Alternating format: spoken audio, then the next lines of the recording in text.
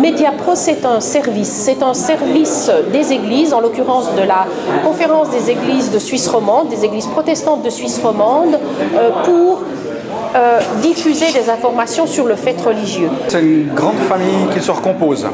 Il y a le frère aîné, c'est une agence de presse, ça s'appelle Protestinfo. Ça existe depuis très longtemps, c'était d'abord un service de presse, puis c'est devenu une agence. Ça, c'est le frère aîné de la famille, la nouvelle famille, qui s'appelle Mediapro. Ensuite, il y a un deuxième frère, un peu moins âgé, mais quand même qui a une certaine vie, une certaine expérience. C'est la radio, c'est le service protestant de radio. Ça fait 80 ans qu'ils bossent à la radio. Ils ont commencé à Lausanne, à Genève, à faire des émissions, à diffuser des cultes, et puis maintenant ils sont toute une équipe à travailler comme journalistes. Ça, c'est le deuxième frère. Et puis le troisième, le plus récent, qui recompose la famille, c'est la TV. Oh, il n'est pas si jeune que ça, hein. Ça fait quand même bien 50 ans que les protestants sont présents à la Téloche.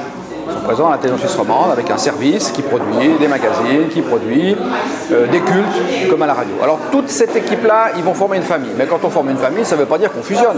On va garder chacun un peu sa façon de faire, on va garder un peu chacun ce qu'on aime faire aussi, ce qu'on fait bien.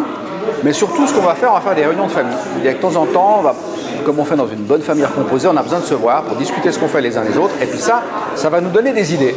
Des idées pour faire de l'article dans la presse, des idées pour faire une émission de radio, des idées pour faire une émission de télévision. Et peut-être aussi des idées pour faire quelque chose sur le web. Parce qu'au fond, cette grande famille, cette nouvelle famille recomposée, elle est contente d'être ensemble, mais elle se dit qu'il y a un petit frère qu'elle aimerait bien adopter. Et ce petit frère, bon, ça pourrait être le web. Parce que le web, il s'intéresse aussi à la presse écrite, il s'intéresse aussi à la radio, à la télévision. Donc, avec ce petit frère, c'est encore à faire, on pourrait former alors vraiment une équipe du tonnerre.